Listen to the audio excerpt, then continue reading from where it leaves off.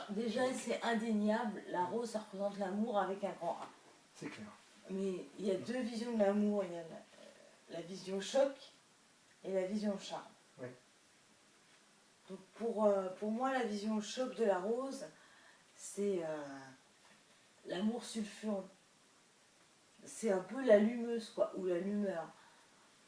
Je me plante là au milieu de vous, je sens bon, je vous attire, mais dès que vous vous approchez de moi, je vous pique, quoi. Il y a un personnage de la mythologie dont tu m'avais parlé qui fait penser à la rose. Je me souviens plus. C'est... elle est très belle, tout le monde veut... C'est Pandore, non? Ah, Pandore, oui, oui, oui. Ouais. Pandore qui est envoyé, en fait, Pandore qui est envoyé par Zeus sur Terre, c'est en fait la première femme chez les Grecs. Ouais. Le pendant d'Ève. D'Ève, ouais. Pandore, le pendant. Ouais, c'est ça. Et donc, elle est envoyée sur Terre pour séduire les hommes et puis et les rendre un petit peu dépendants, quoi. Ouais, fou d'elle, quoi. Oui, oui. Et puis elle ouvrira sa boîte où elle va répandre tous les maux de la terre. Oui, comme la pomme croquée. Ouais. C'est à cause de Pandore ou à cause d'Ève Ça sera à cause de que Pandore. c'est Ouais. le bordel Oui. sur la Terre. Ouais. Ouais, parce que ce qui est drôle sur cette carte-là, c'est que elle a pas trop d'épines. Elle en a des grosses, mais le prétendant qui est sur cette carte-là, il essaie de l'accueillir, quoi. J'ai l'impression qu'il a la tête ailleurs, il a la tête sur la rose, alors que sa compagne derrière, elle est en train de le foudroyer parce qu'elle n'apprécie pas beaucoup. Non, elle est jalouse. Ouais. Mais tu t'aperçois que beaucoup, enfin la plupart des histoires d'amour dans la mythologie, dans les contes, etc., ça se termine mal. Bah oui, Roméo et Juliette. Roméo et Juliette, Tristan et Iseut. Tristan et Iseut, oui. Il y a aussi dans la mythologie grecque Écho qui est tombée amoureuse de Narcisse, mais Narcisse a fait l'indifférent. Ah oui. Bah Narcisse, il pensait qu'à Ben, lui. ouais, il pensait qu'à lui. Mais il y en a d'autres aussi. Il y a... Oui, il y a Jack et Rose dans les Titanic. Ah bon, Ouais. tu me raconteras. Ah, en plus, Rose, tiens, elle s'appelle Rose dans Titanic. Ah, très bien. Donc oui, c'est... La rose, ça symbolise tout ça. Ouais. C'est... Il y a Orphée et Eurydice aussi. Orphée qui se retourne vers Eurydice, et alors qu'il ne devait pas la regarder, parce qu'il n'était pas encore sorti de l'Hadès. Et ben, il n'a pas pu s'empêcher de la regarder, et comme il n'avait pas le droit, il l'a fait. Et Eurydice est reparti définitivement dans l'enfer. Ouais, ça finit toujours mal. Ça finit toujours mal. Et puis de toute façon, bon, à la limite, on prend un couple qui s'aime et où tout va très bien. De toute façon, un jour ou l'autre, ça finit mal. Il y en a un qui disparaît avant l'autre. Ouais, c'est ça. De toute façon. Mm. Donc l'amour, c'est quand même assez cruel. C'est ça. Mais ça dépend comment on le visionne. Et là, les j'en fais abeilles, tomber, là, moi. ce ne sont pas des abeilles, ce sont des papillons. C'est des papillons. Oui. Vas-y, qu'est-ce que t'en penses, Fanny? Alors, ces papillons-là, c'est des papillons qui mangent des palmiers. Oui. C'est des papillons phénix. C'est très drôle, d'ailleurs, je les ai trouvés sur Internet. C'est aussi le papillon avec la tête de mort, comme dans le film du Silence des agneaux. Donc ça symbolise en fait l'éphémère. Un papillon, ça vit peu de temps. Ça symbolise aussi la mort, puisque l'éphémère, c'est la vie courte, quoi. Puis ils ont une tête de mort en plus sur le C'est corps. ça. Donc, quand on assimile... en fait, moi j'aime bien cette phrase-là. Quand on a peur de mourir, on a peur de vivre. Et quand on a peur d'aimer, ben on n'aime pas. Et je pense que la rose, elle a une peur viscérale d'aimer. Parce qu'elle a peur de s'offrir à l'autre. Parce qu'elle se dit, si je m'offre, je fane. Mais quelque part, on va tous faner un jour, donc autant... on peut faner plusieurs fois. Donc autant se faire cueillir et puis C'est une bonne idée. laisser place à l'amour, quoi. L'amour fou, la rose folle. Ah, la rose folle. La rose folle.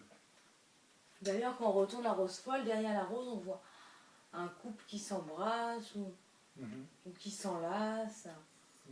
Oui. Et puis il y a la verrière au-dessus, la lumière qui rentre par la verrière. Ah oui. Ah oui, c'est vrai, ouais. Donc il y a la lumière qui descend, donc c'est l'éclairage. Ouais, la lumière, tout ce qui vient du dessus. Et alors, la rose folle, pour moi, c'est l'amour libre et profond, surtout.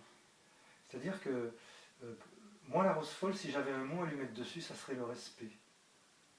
Parce que c'est le respect d'abord de soi, c'est-à-dire être attentif à ses propres désirs et ne pas s'oublier dans l'autre. C'est ça. Et puis c'est le respect de l'autre aussi. Respecter sa liberté, respecter ses qualités et ses défauts. Oui. Et l'aimer dans sa globalité, quoi. Oui. Et c'est le respect qui crée l'attachement et non pas la dépendance. C'est à partir du moment où on est respectueux de soi et des autres, enfin de l'autre, on peut essayer d'aimer sans posséder. C'est ça. Parce que c'est un petit peu ça la rose folle. Et en fait, ce qui est drôle, c'est que je remarque quelque chose. Quand la rose devient folle, le 9 à l'envers, ça fait un 6. Le 9 à l'envers fait un 6. Donc en fait, c'est balai masque, quoi. Ah oui. Quand on est dans l'amour pur, on n'a plus de masque. On est en total effet miroir positif avec l'autre. On voit dans l'autre que la beauté qu'on a à l'intérieur de soi.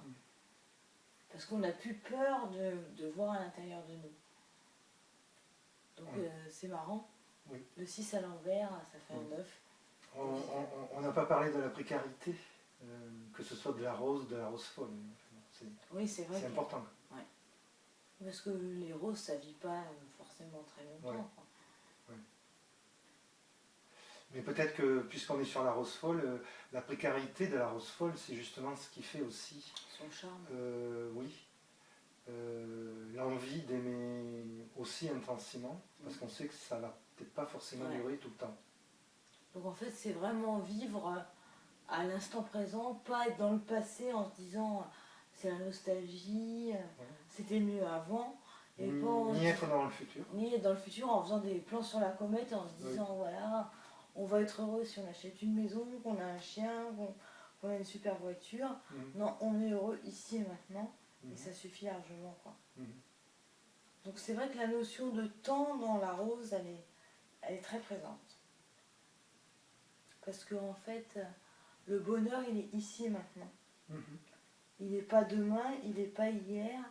Et quand on vit les choses avec intensité, c'est comme s'il y avait une suspension du temps.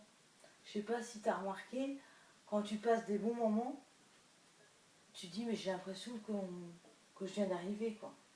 Moi, ça m'arrive quand je passe des super soirées. Quand je repars, je me dis, j'ai l'impression que je suis arrivée il y a 5 minutes. Alors que ça se trouve, ça a duré 3 ou 4 heures. Mais le fait d'être hors du temps, c'est ça qui montre que tu es heureux. Et la rose, elle symbolise le temps pour moi.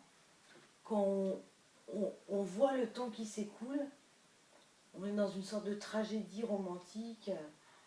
Oh, mon ami, viens me chercher. On attend, on est dans l'attente, et les attentes, elles réduisent les joies. Quand tu n'as pas d'attente, tu prends ce qu'il y a à prendre et puis tu t'arrêtes là, quoi. Donc moi, j'aime beaucoup cette flamme. Alors s'il y avait un résumé pour les noms de la flamme, la rose franche. La rose franche, elle est sulfureuse. Oui. Et la rose folle, on avait marqué... Alors moi j'avais pris respectueuse. Moi j'ai marqué l'aimant. L'aimant. Oui, c'est bien. C'est comme un aimant. On est attiré par l'autre. C'est une force invisible en fait. Oui. Voilà. Comme un aimant.